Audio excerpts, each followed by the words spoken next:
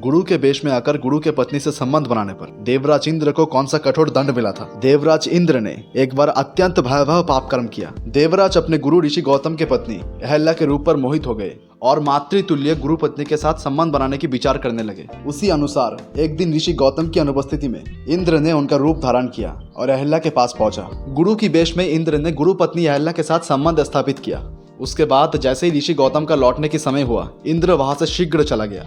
इधर जब ऋषि गौतम घर लौटे और अपने पत्नी के वस्त्र आभूषणों को देखा तो उनके मन में संदेह उत्पन्न हुआ। जब उन्होंने अहल्या से प्रश्न किया तब अहल्या ने कहा, कुछ समय पहले आप ही तो घर आए थे। तब ऋषि गौतम ने ध्यान योग के माध्यम से संपूर्ण घटना को जान ली और इंद्र की इस भयानक पाप कर्म से अत्यंत क्रोधित हो गए। क्रोध में आकर उन्होंने इंद्र को भयंकर श्राप दिया और कहा, इस पाप के दंड स्वरूप इंद्र के शरीर पर सहस्त्र योनि उत्पन्न होंगे, जिससे वो निरंतर काम जर से पीड़ित रहेगा। इस भयानक श्राप के कारण इंद्र के जीवन असहनीय हो गया। वो देव समाज में मुंह दिखाने के योग्य नहीं रहे। उनकी दयनीय अवस्था को देखकर देवगुरु बृहस्पति ने कहा, केवल ऋषि गौतम ही तुम्हें इस श्राप से मुक्त कर सकता है। ये सुनकर इंद्र अपने गुरु के पास गए, उनकी चरणों में गिरकर क्षमा याचना की और श्राप मुक्ति की अनुरोध किया। तब गौतम मुनि ने कहा, यदि इंद्र भक्ति पूर्वक अष्टमी व्रत का पालन करे तब श्राप का निवारण होगा और उनके शरीर पर सहस्त्र योनियों के स्थान पर सहस्त्र नेत्र उत्पन्न होंगे। गुरु की आदेश अनुसार इंद्र ने अष्टमी व्रत रखा और भवानी देवी की पूजा की। इसके फल स्वरूप श्राप कट गया और उनके शरीर पर सहस्त्र नेत्र उत्पन्न हुए। सहस्त्र नेत्र के कारण इंद्र की एक और नाम सहस्त्र लोचन है।